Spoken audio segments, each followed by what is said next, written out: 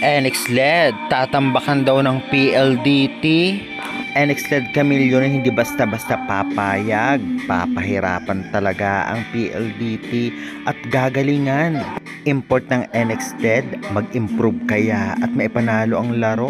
Lalong-lalo pa maganda ang inilaro niya ng nakaraan. PLDT nanganganib.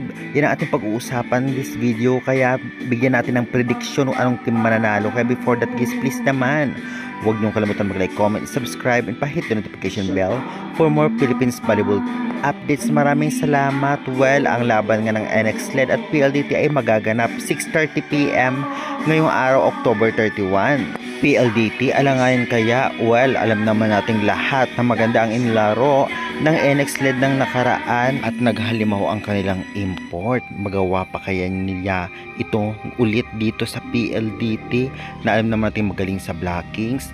Well, titignan natin yan mamaya.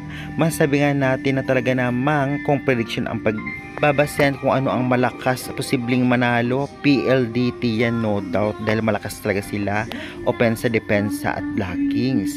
Ngunit syempre ganun pa man ay bilog ang bola at talaga namang kaya rin makipagsabayan ng NX-LED. Kahit noon pa sa mga nakaraang conference ay lumakas din sila kahit papano dahil sa pagdagdag ni Guzman, at ngayon ay may import. Ngunit pagpasok nga at paglaro nila ngayong conference na ito, parang nabago ng konti ang laro nila. Hindi na masyadong kalakasan dahil nga ba ito sa kanilang import na talagang masasabi nga natin na hindi talaga nakabuhat ng team. Ngunit may ambag naman. Ikukumpara natin sa ibang import sa PVL ay malalakas talaga.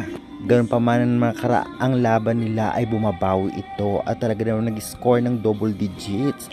Kaya naman ngayon kailangan nilang patunayan na talaga namang kayang-kaya nila makipagsabayan, especially sa malakas na team kagaya ng PLDT.